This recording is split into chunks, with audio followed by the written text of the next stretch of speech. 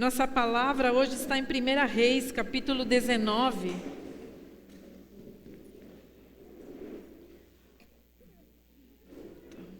Primeira Reis, capítulo 19. E versículo 1. 1 Reis está lá no Antigo Testamento.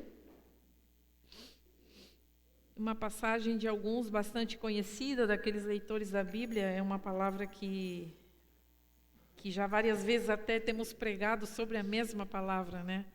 É uma passagem que inspira várias abordagens, digamos assim, porque ela é muito rica em detalhes, a história é completamente rica, é uma história que aconteceu ali com o profeta Elias, e ela está cheia de intensidade, não é? É muito intenso o que acontece com Elias ali. E citando essa palavra no contexto histórico dali, do povo de Israel, então é um reinado onde Acabe e Jezabel terminam dominando o cenário político, e eles agem de uma forma completamente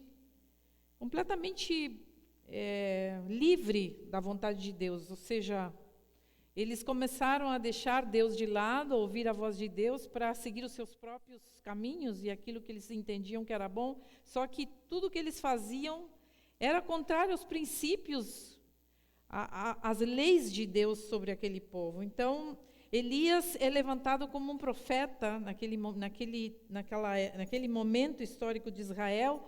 Os profetas eram levantados justamente com essa intenção de ser uma voz no meio ao caos, que falasse alguma coisa da parte de Deus, que trouxesse a voz de Deus para aquele contexto tão caótico que se estava vivendo. Então, Elias vem de uma batalha constante de idolatria dentro do povo, de paganização, de que o povo já não queria mais saber de Deus, não queria mais entender que Deus tinha um propósito com eles. Então, essa palavra se situa nesse contexto. Então, diz assim: o rei Ben-Hadad da Síria reuniu todo o seu exército e, apoiado por 32... Desculpa, acho que eu peguei a... Estou certa? Está certo? 19? Acho que não, eu aqui estou lendo errado. Tá, agora sim. Fui um capítulo para frente. Desculpem. O rei Acabe contou à sua esposa Jezabel tudo o que Elias havia feito e como havia matado à espada todos os profetas do Deus Baal. E aí ela mandou um mensageiro a Elias com o seguinte recado: que os deuses me matem, se até amanhã esta hora eu não fizer com você o mesmo que você fez com os profetas. E Elias ficou com medo e, para salvar a vida, fugiu com seu ajudante para a cidade de Berseba, que ficava na região de Judá, e deixou ali o seu ajudante e foi para o deserto, andando um dia inteiro. Aí parou, sentou-se na sombra de uma árvore e teve vontade de morrer. Então orou assim: já chega, ó Senhor, acaba agora com a minha vida. Eu sou um fracasso, como foram os meus antepassados. E Elias se deitou debaixo da árvore e caiu no sono. E de repente um anjo tocou nele e disse: levante-se e coma. E Elias olhou em volta e viu perto da sua cabeça um pão assado nas pedras e uma jarra de água. E ele comeu e bebeu e dormiu de novo. E o anjo do Senhor Deus voltou e tocou nele pela segunda vez, dizendo: levante-se e coma, senão você não aguentará a viagem. E Elias se levantou, comeu e bebeu. E aquela comida lhe deu força bastante para andar 40 dias e 40 noites até o Sinai, o monte sagrado. E ali ele entrou numa caverna para passar a noite. E de repente o Senhor Deus lhe perguntou: o que você está fazendo aqui, Elias? E ele respondeu: o Senhor Deus Todo-Poderoso, eu sempre tenho servido a ti e só a ti. Mas o povo de Israel quebrou a sua aliança contigo e derrubou os teus altares e matou todos os teus profetas. E eu sou o único que sobrou. E eles estão querendo me matar. E o Senhor disse: saia e vá ficar diante de mim no alto do monte. Então o Senhor passou por ali e mandou um vento muito forte, que rachou os morros e quebrou as rochas em pedaços. Mas o Senhor não estava no vento. Quando o vento parou de soprar, veio um terremoto, porém o Senhor não estava no terremoto. Depois do terremoto veio um fogo, mas o Senhor não estava no fogo. E depois do fogo veio uma voz calma e suave. Quando Elias ouviu a voz, cobriu o rosto com a capa. Então saiu e ficou na entrada da caverna. E uma voz lhe disse: o que você está fazendo aqui, Elias? E ele respondeu: ó Senhor, Deus Todo-Poderoso, eu sempre tenho servido a ti e só a ti. Mas o povo de Israel quebrou a sua aliança contigo, derrubou os teus altares e matou todos os teus profetas. E eu sou o único que sobrou, e eles estão querendo me matar. Então o Senhor Deus disse: volte para o deserto que fica perto de Damasco. Chegando lá, entre na cidade e unja Azael como rei da Síria. Unja Jeú, filho de Nissi, como rei de Israel. E unja Eliseu, filho de Zafate, de Abel-Meolá, como profeta para ficar em lugar de você. E as pessoas que não forem mortas por Azael serão mortas por Jeú. E todos os que escaparem de Jeú serão mortos por Eliseu. Mas eu deixarei 7.000 pessoas vivas em Israel, isto é, todos aqueles que não adoraram o Deus Baal e não beijaram a sua imagem. Até aqui a palavra do Senhor. Intenso, né? Muita aventura acontecendo.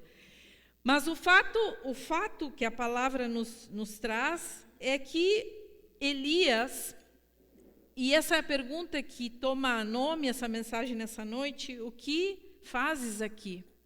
Deus pergunta para Elias quando ele decide fugir e dizer: eu não aguento mais isso aqui, eu não aguento ser profeta sobre essa gente, eu não aguento mais ouvir as mesmas coisas, eu não aguento mais essa tensão de ir à batalha, de voltar, de fazer milagres, de Deus se manifestar no meio desse povo, e o povo continua se voltando para os deuses que não são o Senhor de Israel. Então Elias cansa. Elias chega num ponto onde ele cansa. Ele, como a gente diz, ele entrega os pontos, ele transborda.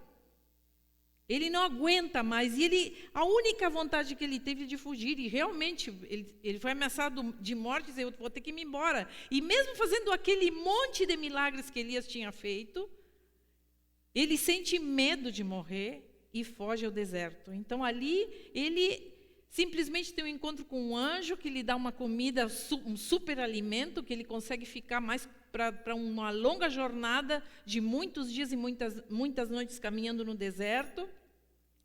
E apesar de ter toda essa experiência com Deus, ele não perde a vontade de morrer. Ele chega a pedir a Deus: Senhor, tira a minha vida, me faz morrer, eu não quero mais viver, eu não aguento mais isso aqui.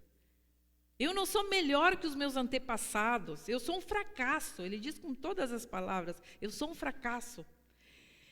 Então diz que Elias entra, quando ele chega naquele lugar para onde ele estava se dirigindo, ele encontra uma caverna e ele entra ali dentro daquela caverna e diz que ele não tinha vontade de sair dali de dentro. Eu acredito que tem momentos na nossa vida em que nós temos essa vontade ou não. Nós temos vontade de entrar numa caverna e dizer: sabe de uma coisa?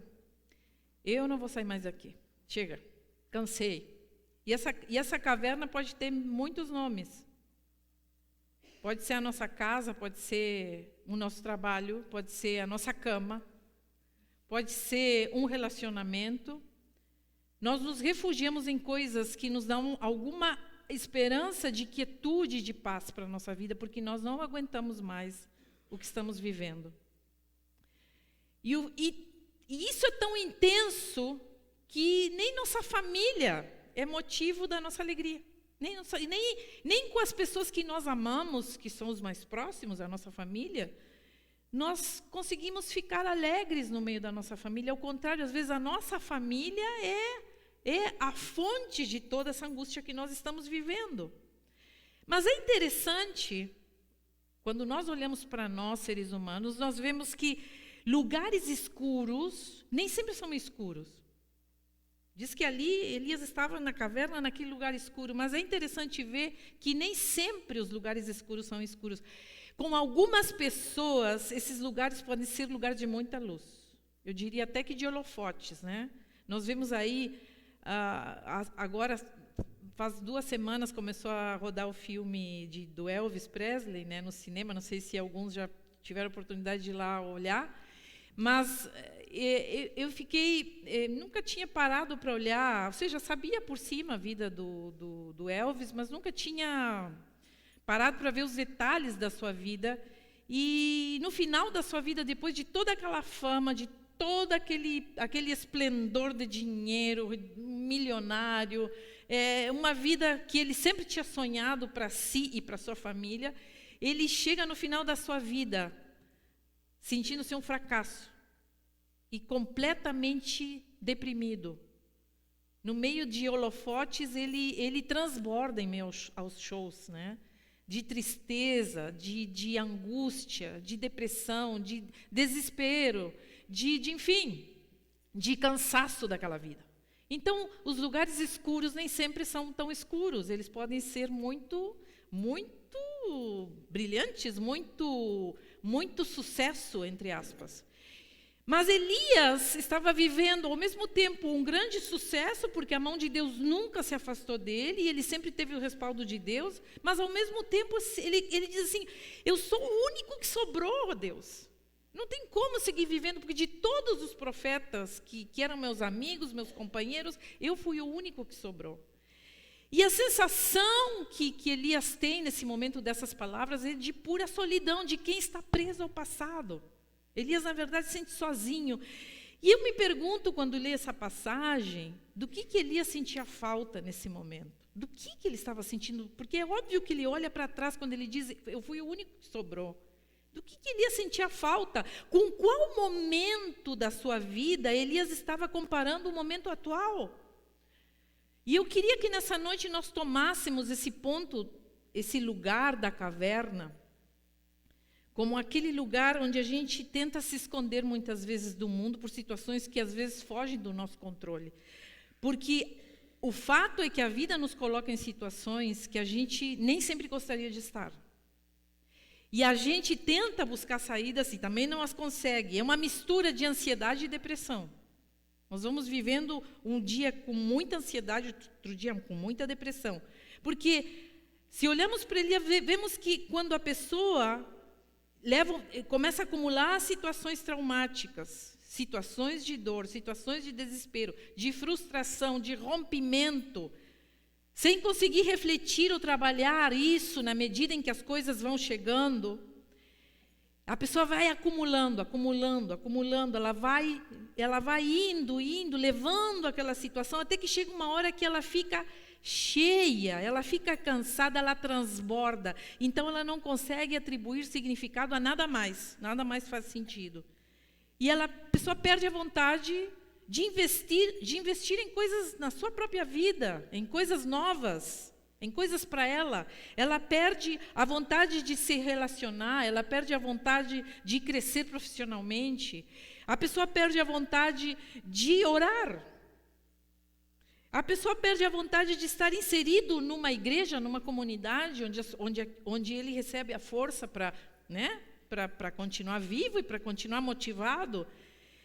E até que chega um ponto em que a pessoa já não consegue a vontade do básico da vida, que é se levantar de manhã, tomar um bom banho, se higienizar, comer, se alimentar, estar acordado. Ela só quer entrar dentro daquela caverna e ficar quieto e dizer, sabe de uma coisa, me deixa quieto porque eu não tenho vontade de nada. Perdi a vontade de tudo. Já quando nós olhamos a ansiedade provoca medo. A ansiedade é fruto do medo. A depressão é fruto da dor. A ansiedade nos coloca no modo futuro. A depressão nos faz olhar para o passado e dizer como era bom antes e como é ruim agora. A ansiedade nos faz olhar para frente e nos faz pensar o que vai acontecer. eu estou com medo. Eu não sei o que me espera. Eu não sei para onde ir. Temos uma descarga de adrenalina quando nós estamos ansiosos. Porque a gente tem necessidade de se mover, de comer, né? Quando nós estamos ansiosos, a geladeira que, se tivesse voz, ela diria, de novo. Porque nós abrimos a geladeira, buscamos, catamos uma coisa para comer. Se a gente não acha, a gente inventa uma coisa. Aí a gente abre e diz, não tem nada para comer, eu vou inventar. E aí saem aquelas gororoba, né, que só nós sabemos fazer. Não me dê receita de gororoba, pelo amor de Deus. Mas eu vejo pessoas se passando receita de gororoba. Aí como é que tu faz aquela pipoca com não sei o quê, não sei o que mais? Porque o desespero da ansiedade nos faz comer até, não sei, somos capazes de comer qualquer coisa. Conheci uma pessoa que comia reboco da parede no desespero. Vocês vão dizer que isso é mentira? Não é. Nós vamos nos desesperando, a gente tem a necessidade de beber, a gente tem a necessidade de fumar, a gente tem a necessidade de se drogar quando está ansioso. Nós temos necessidades de inúmeras maneiras. A gente precisa fazer algum movimento em relação a essa ansiedade, porque a gente se vê impossibilitado de olhar para o futuro e sentir paz, e dizer, eu estou tranquilo. Porque eu sei que, não importa o que venha, eu vou conseguir enfrentar. É o medo do que possa vir a acontecer, é o medo do que eu não estou preparado para enfrentar. Eu não sei se eu vou dar conta. Eu tenho medo de não estar no controle das situações que vão acontecer lá na frente, desconhecidas para mim. É o medo de não estar sabendo o que vai rolar lá na frente. Então, Elias estava sentindo essa mistura, depressão e ansiedade, né? E a depressão, nós vemos que é um modo natural que o corpo encontra como uma saída natural para que essa adrenalina, às vezes, não nos mate, porque se a gente viver todo o tempo na adrenalina, podemos ter um infarto, né? Então, nossa mente nos coloca no modo estático para a gente ir mais devagar. E nós vemos que Elias tem isso aí, ele caminha, ele sai para caminhar, ele sai e diz, vou fugir, eu vou me embora, eu caminho no deserto, diz que ele caminhou dias e dias e dias sem parar, porque ele sentia essa necessidade de dizer, o que vai acontecer comigo? Já estou sentenciado de morte, será que eu vou continuar vivo até amanhã? Ele tinha essa ansiedade. No entanto, para nossa surpresa, nessa história, Deus se apresenta a Elias inusitadamente. Deus se apresenta primeiro como um vento forte, diz a Bíblia, né? E diz que aquele vento rachou os morros, quebrou as rochas em pedaços. Mas diz que o Senhor não estava no vento. E quando o vento parou de soprar, veio então um terremoto. Mas Deus também não estava no terremoto. E depois do terremoto, então, veio um fogo, mas o Senhor também não estava no fogo. E eu interpreto essa passagem porque muitas perguntas já me fiz, por que Deus fez isso, de primeiro vir como um fogo, primeiro como um vento, depois como um terremoto, depois como um fogo, e não estava em nenhum. Por que Deus faz esse movimento antes de realmente se apresentar a Elias e falar com ele? Eu vejo como uma projeção das emoções desconcentradas que ele estava vivendo. Ele estava vivendo frustração, ele estava vivendo um ódio, uma raiva, ele estava vivendo solidão, sabe? Porque o vento, esse vendaval que veio sobre ele, é aquele furacão de emoções desencontradas, de ódio, de desespero. E quando vem então o terremoto, é aquela coisa que a gente tem a sensação, quando nós estamos em situações difíceis, o chão se abriu. A gente não tem esse dizer, parece que a terra se abriu, eu perdi o chão.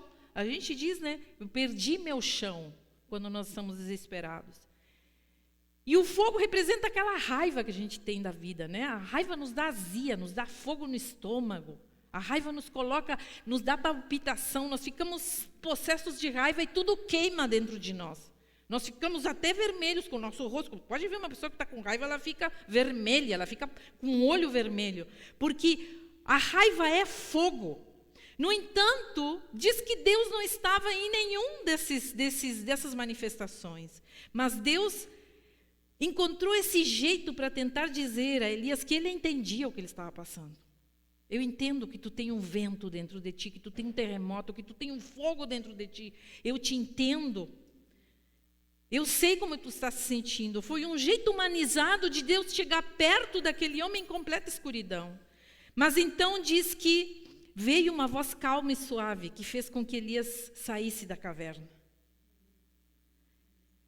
E aí vem a pergunta: o que estás fazendo aqui? E é interessante ver como Deus não mima Elias. Deus não mima Elias. Deus não. Eu esperava, sinceramente, nessa passagem, que Deus ia dizer: meu filho, vem aqui para... Você não queria isso nesse momento? Vem aqui para o meu braço. Senta aqui no meu colo, eu sou teu Deus. A gente não gostaria que Deus fizesse isso com a gente quando a gente está assim? Senta aqui, vamos conversar. Eu entendo tua dor, e te mimo, e te protejo, e te guardo. No entanto, Deus diz algo, Deus se move de uma forma inesperada. Deus começa a deixar claro para Elias que a compaixão que ele sente não é igual à nossa. A compaixão que Deus sente da nossa vida não é a nossa compaixão. Nossa compaixão se alimenta das nossas doenças. Nossa compaixão nos coloca em lugar de vítimas ressentidas com a vida e até invejosas da vida dos outros muitas vezes. Nós, às vezes, a maioria das vezes, quando estamos sofrendo, a gente tem pena da gente mesmo. A gente se olha como uma vítima, a gente pretende também que os outros nos olhem assim, com esse olhar. Mas só que posições de sofrimento, amado, nos provocam alerta, atenção, vigilância, um esforço para me manter no meu centro, que me tira do meu potencial de fazer o bem para a vida, de me manifestar como um ser que está vivo para a vida. Então, existe uma diferença muito grande entre dor e sofrimento. E é o que eu queria que a gente parasse um pouquinho para pensar nessa noite. Existe uma grande diferença entre dor e sofrimento, porque a dor, ela tem movimento. A dor, ela contém vida, ela nos move, é algo que é normal da vida que nós vivemos. Mas o sofrimento ele é estático, ele é defensivo. O sofrimento nos paralisa, porque ele carrega uma energia de morte. É completamente diferente. A dor certamente é inevitável, ela faz parte da vida, dos momentos difíceis, mas o sofrimento é o que fazemos para evitar de todas as maneiras enfrentarmos essa dor. A gente luta para não sofrer, para não sentir a dor. Então nós começamos a sofrer. É algo que me acontece e eu não quero que aconteça. É algo que eu sinto e que não quero sentir e por isso reprimo. É algo que eu não sinto e eu gostaria de sentir. É algo que eu estou decepcionado e finjo que sinto. Tudo isso é o sofrimento. É lutar contra o que é lutar com que aquilo que tem sido, é lutar contra aquilo que está sendo no momento. Essa luta nos coloca no sofrimento. Eu lembro quando, em um momento dessas de dor da minha vida, que eu tinha perdido, algumas pessoas saíram abruptamente da minha vida, pessoas que eu considerava amigas e que tinham sido amigos por muitos anos. E eu tentei me vitimar, dizer, meu Deus, eu comecei a sofrer, entrei da dor, fui para o sofrimento, comecei a sofrer, a me vitimar, a me sentir sozinha, dizer, é realmente isso. Eu dizia para Deus, Senhor, é isso mesmo. A vida é isso aí, é a gente não ter amigos, é a gente viver sozinho, é a gente se resolver sozinho. Mas então Deus enviou um recurso para que eu conseguisse encarar a dor. E ali eu comecei a olhar aquela dor, abrir um pouco mão do meu sofrimento e olhar para a minha dor, do jeito que ela era. Eu me posicionei na frente da dor. E eu sabia que quando a gente perde, veio um material à minha mão que me ensinou as fases do luto. E quando a gente diz fases do luto, não é só quando a gente morre gente, tá? Luto não é só perder pessoas que morreram. Luto é qualquer perda que a gente tem na vida. Nós podemos viver um luto quando um amigo vai embora, nós vivemos um luto quando nós perdemos um trabalho, nós vivemos um luto quando estamos com problemas dentro de casa. Quando algo termina, nós vivemos um luto, um relacionamento. Pensa em qualquer problema com o filho, que a gente tinha expectativas, nós vivemos um tipo de luto. E todo luto tem suas fases. E eu então vi esse material e eu aprendi que foi ali a primeira vez que eu aprendi que o luto tinha 5 fases. Eu olhei para aquelas 5 fases na minha frente, naquele livro. Eu olhei assim e disse assim: bom, essas são as fases que eu vou ter que passar se eu quiser sair disso. E eu olhava para a primeira fase e eu dizia: eu não estou nem na primeira. Eu não conseguia ainda entrar nem na primeira, porque a minha dor, meu sofrimento era tanto que eu nem na primeira fase eu conseguia entrar. Então eu fiz um cálculo, fui bem fria, consegui olhar para a dor e ser fria, dizer, fiz um cálculo, e eu pensei dentro de mim: quanto tempo isso vai me tomar? 3 meses, 5 meses, 1 ano, quanto tempo eu vou levar para sair disso aqui? Então, pelos meus cálculos e pelo que eu li, levaria mais ou menos 1 ano para conseguir sair desse luto. E dentro disso eu precisava aceitar que as coisas eram daquele jeito e que isso não ia mudar. Nada iria mudar, meu sofrimento não iria mudar. A perda já estava perdido, não tinha o que fazer. Então eu comecei a viver um dia de cada vez. Deus me ensinou a viver um dia de cada vez. Eu chorava quando precisava chorar, eu falava quando precisava falar, mas eu nunca parei de fazer o meu trabalho para a vida. Eu disse sempre: eu vou continuar fazendo o que eu venho fazendo. A vontade que eu tinha era de largar, certamente. Principalmente o meu trabalho aqui. Dizer, como é que eu vou falar para as pessoas? Como é que eu vou subir num púlpito e falar sobre tristeza e dor se eu estou nesta caverna? Como é que eu vou aconselhar as pessoas que me procuram? Mas Deus me dizia: continua fazendo o teu trabalho para a vida, que é assim que tu vai sair disso. E eu confiei. Comecei a confiar.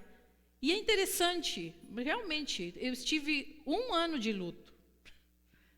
Mas depois, já quando cheguei, quando vislumbrei a 5ª etapa do luto, eu já estava assim, já tinha uma alegria dentro de mim. É a última etapa. E eu sabia que eu ia conseguir superar e passar por ela dignamente para poder sair de tudo aquilo. Então, sim, definitivamente olhar para a minha dor e dizer: bom, eu aprendi com isso. Porque toda a dor vem para a gente aprender, amados. A gente tem uma dor numa perna. Eu não sei quantos têm dores aqui. Todo mundo tem alguma dor, né? Nós temos uma dor numa perna. O fato é desagradável? Claro que é. Nos dói, a gente caminha, dói. Mas isso pode ser uma dificuldade. Isso pode ser uma dificuldade, mas isso não é um problema. Como não, pastora? Se eu não posso nem apoiar minha perna quando me levanto da cama? Como que não vai ser um problema? Não é um problema. O problema surge quando a gente se dedica a lamentar a dor, em vez de agir e fazer alguma coisa para que ela pare.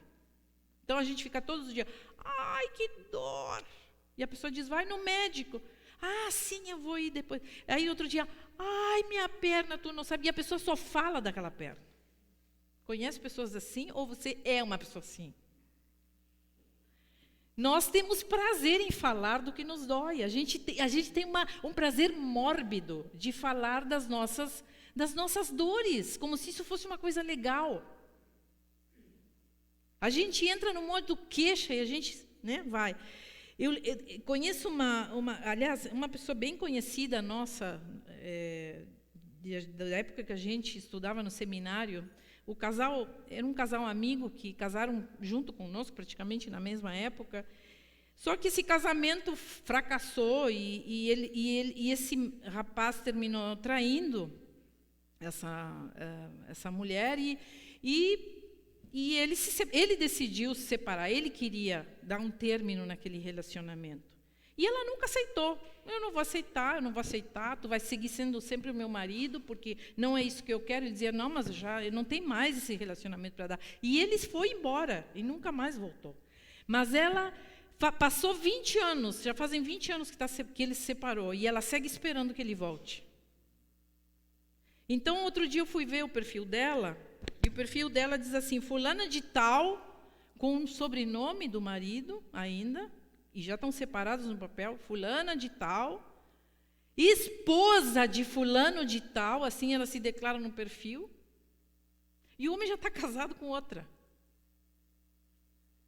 Você não acha isso um absurdo? Isso é sofrimento. Isso é se manter no sofrimento, é uma negação do que é. E a maioria de nós nega a dor que sente, nega fatos.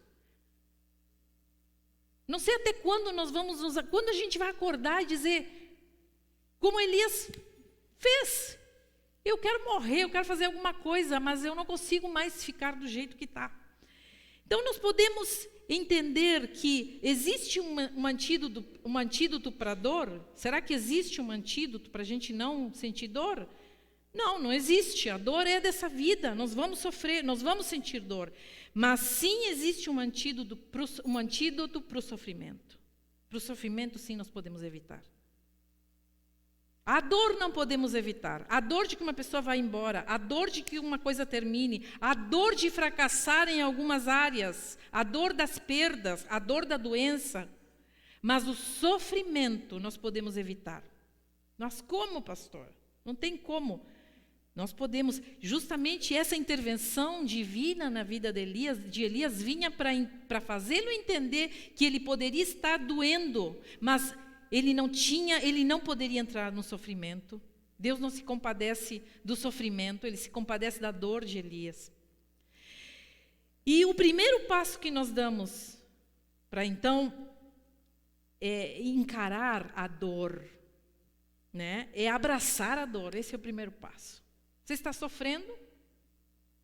Tem situações que te fazem sofrer hoje em dia? De repente, tu está tudo bem, está vivendo o auge da tua vida. Que coisa boa. Glória a Deus por isso. Mas eu tenho certeza que se nós hoje estamos vivendo o auge da nossa vida, se olhamos para trás, em algum momento a gente sofreu muito. Em algum momento nós tivemos perda, porque nós só podemos chegar nesse auge quando nós perdemos muitas coisas no caminho. São essas coisas que nos fazem aprender a ter alegria na vida, porque a gente superou elas. Então, o primeiro passo é abraçar a dor. A partida de um amigo, um aborto, que a gente não queria, que a gente não procurou, a perda de um filho, uma morte, uma injustiça que nos fizeram, uma traição, abrace essa dor. Como assim, pastor? Abraçar a dor? Isso é possível, sim. Acolher essa dor e viver cada fase do luto, aquilo que eu terminei de falar, é o caminho saudável para a gente retomar a nossa vida. Então, quanto menos sombras temos para iluminar, menos cavernas existirão para a gente ficar visitando. Quando integramos o passado e o deixamos no seu lugar como uma parte da nossa vida que foi necessária, que eu precisei passar por isso, mais saudáveis seremos e mais abertos estaremos para as coisas novas, amados. Então, todo sofrimento precisa de uma coisa só para existir, uma identidade de uma vítima que diz, deveria ser de outra forma. Eu não aceito que seja assim. Então, quando nós dizemos, eu aceito, tudo bem, é assim. Quando esses amigos foram embora, eu disse assim, é isso aí mesmo? É isso? Sim, é isso. Então tá. Não tem o que fazer. Nós não podemos prender as pessoas do nosso lado. E às vezes, mesmo que a gente prenda, as coisas não vão continuar sendo iguais. Porque sucesso de coisas aconteceram e não tem como a gente voltar a ser o que a gente era. Nós não somos os mesmos. E às vezes as pessoas cobram de nós, ai, mas tu não é mais a mesma, mas é claro que não sou. Como você? Se depois de tudo que eu vivi, não tem como eu voltar, o passado ficou para trás. Nós não somos os mesmos de 20 anos, de 30, de 40 anos atrás. Nós somos outros hoje em dia. E certamente, futuramente, olharemos para o hoje e diremos, poxa vida, não sou a mesma. Então, esse é o primeiro passo, abraçar a dor. É isso, não tem como mudar. São fatos. E o segundo passo é inverter a ordem do que se espera. O que seria inverter a ordem do que se espera? A gente pensa assim, ó, eu ficarei bem quando meus pais me amarem, eu serei feliz quando meu esposo me amar do jeito que eu mereço, eu ficarei em paz quando meu ex-marido assuma que me machucou, eu terei alegria quando meus filhos me derem o valor que eu realmente tenho, eu estarei seguro quando estiver investindo o que sobra do meu salário na poupança. Nós temos esses ficarei, serei feliz, eu terei, eu realmente conquistarei, quando acontecer tal e tal coisa. No geral, amados, isso não funciona.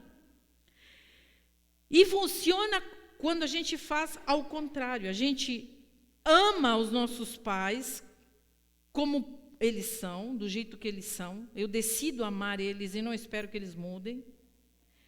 Eu fico bem nesse relacionamento porque eu entendo que ele não vai mudar. Então, eu assumo que isso não vai mudar e não fico criando expectativas de que algum dia vai mudar. Isso é o pior que tem. Não crie expectativas sobre ninguém, porque provavelmente as pessoas nunca mudem. Estou falando alguma mentira? Olha, raras exceções as pessoas dão uma mudança, assim, a gente diz, oi, como mudou, tu precisa ver como mudou. Eu fico alegre quando vejo Deus mudando a vida de pessoas, mas tem gente que nem Deus muda, sabe por quê? Porque as pessoas não querem mudar. É fácil assim. Deus dá um livre arbítrio para nós. Nós queremos mudanças, Ele diz assim, vamos lá, é para hoje.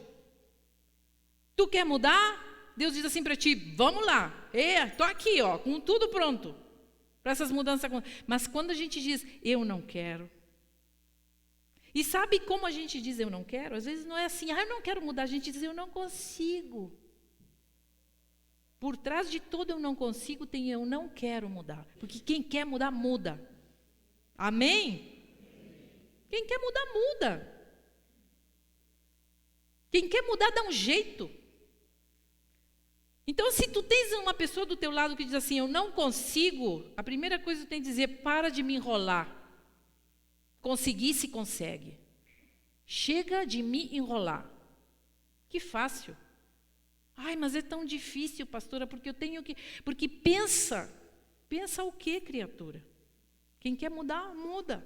Não fica esperando. Ou se não, abraça do jeito que é. Não mudou, não vai mudar e nunca vai, talvez nunca mude. Mas eu aceito do jeito que é e não tento ficar criando expectativas de que algum dia as coisas mudem. Essa é a realidade que nós temos. Quando a gente entender que o que pode ter contribuído para esse término do relacionamento, muita coisa a gente fez errada, porque a gente tem a tendência a culpar, né? Foi fulano, isso está assim porque o outro não fez, não disse, não se ligou. E a gente não para avaliar o que eu tenho, o que eu contribuí para essa amizade a terminar. O que eu fiz? Eu fiz também, claro que fiz. Eles também tinham expectativas. Então, é uma coisa que se retroalimenta. Então, quando nós assumimos a nossa responsabilidade, nós soltamos, nós vamos estar em paz. E a gente vai entendendo que a maioria das vezes que as pessoas fazem coisas não está direcionada para nós, amados. Nós não somos o centro do mundo. A gente diz assim, estão fazendo para mim. Tudo, parece que a gente olha o mundo, tudo fazem contra nós. Mas a maioria das vezes as pessoas nem sabem que estão fazendo coisas contra nós. Elas nem se ligaram do que estão fazendo, mas a gente interpreta que é contra nós.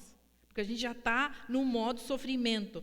Então, parece absurdo isso aí, mas no fundo, sofrer é mais fácil que agir. Ficar sofrendo é muito mais fácil do que tomar uma atitude. E dizer, eu vou fazer isso aqui e eu vou mudar isso aqui. A partir de hoje, isso não me toma mais. A partir de hoje, isso não rola mais. A partir de hoje, eu não me deixo maltratar mais assim. A partir de hoje, eu determino que as minhas amizades serão selecionadas a dedo. E eu abrirei meu coração a pessoas que eu tenha a certeza de que vão entrar com respeito aqui dentro. Aí eu me dou respeito. Porque as pessoas só fazem aquilo que a gente permite, né? Certo? Aí vem o terceiro passo. Nos adaptarmos. Eu abraço a dor. eu inverto a ordem do que eu espero e eu me adapto ao novo. Aquilo que eu não sei o que vai acontecer, mas eu vou respondendo corretamente a esta situação que eu estou vivendo. Muitas vezes ficaremos tristes e não será a hora certa de rir. E tudo bem, nem sempre estaremos motivados, né? O segredo, amados, é olhar para quem? Para Cristo. É hora de chorar? Chore. É hora de ficar um pouco quieto, sozinho? Fique. É hora de buscar uma ajuda? Busque. É hora de rir? Ria, viva. Viva cada coisa no seu tempo. E em Jesus nós entendemos e aceitamos os tempos como maneira que Ele tem para nos tratar. Agora há pouco tempo nós tivemos fazendo umas reformas aqui na igreja e uma pessoa que é impossibilitada fisicamente, que sabe fazer trabalhos braçais, nos disse assim: se eu tivesse bem para fazer tudo isso, é uma pena que eu não consigo, porque eu não estou bem, meu corpo não é o mesmo, eu não consigo fazer do jeito que eu fazia antes. Então, meu esposo sabiamente disse para essa pessoa: se não tivesse acontecido isso contigo, tu não estarias aqui. Se tu tivesses bem, talvez tu não estarias aqui, nesta igreja, nessa comunidade, tu não terias buscado a Deus. Então, às vezes, algo vem na nossa vida, uma doença, pra gente, é o único jeito que Deus achou para nos atrair a Ele. É uma doença psíquica, é uma doença física, não sei, mas às vezes a doença é o jeito que Deus encontrou, permitiu para a gente se aproximar dEle. Talvez se estivéssemos bem, nunca teríamos chegado a esse lugar. A maioria das vezes nós chegamos aqui com dores. Nós não chegamos a uma igreja assim, pulando de contente. Oh, que bom, achei essa igreja. A maioria das vezes as pessoas passam por aquela porta. Eu já fui uma que passei por aquela porta com dor no meu coração, buscando uma solução, buscando algo que me desse motivação e eu pudesse olhar para essa vida e dizer: poxa, essa vida faz sentido, porque até ali eu não encontrava o menor sentido. Eu já estive no fundo da caverna. Sofri muita depressão por muito tempo durante minha vida.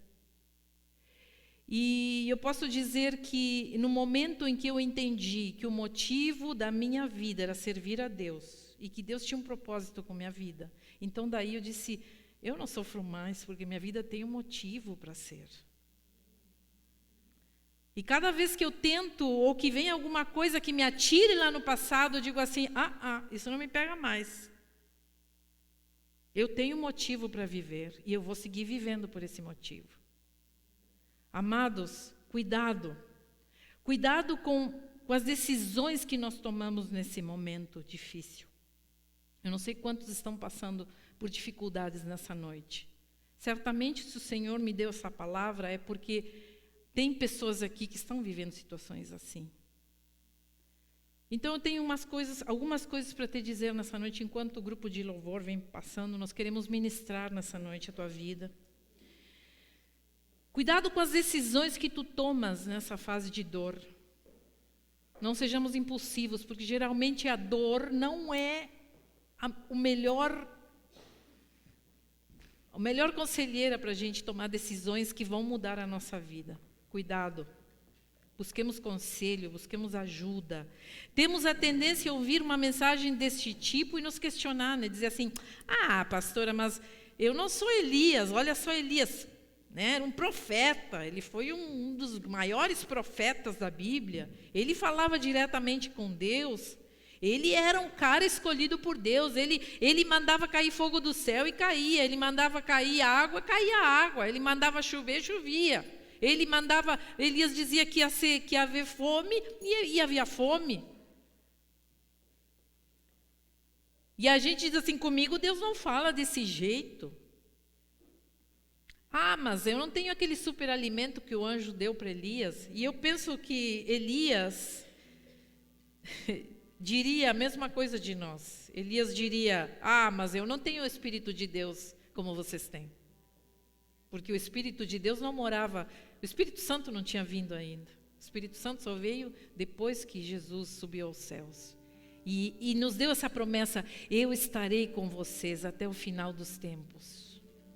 O Espírito mora em nós. Elias não tinha esse privilégio, queridos. Deus estava fora. Deus estava fora dele. Nós hoje temos Deus dentro de nós, morando em nós.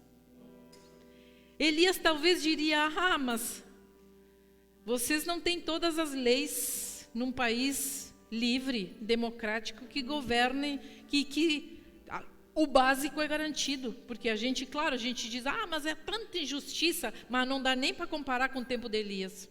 Você viu ali o que a gente leu. Era a morte, era a injustiça por tudo que é lado, não havia uma lei que regesse a vida das pessoas.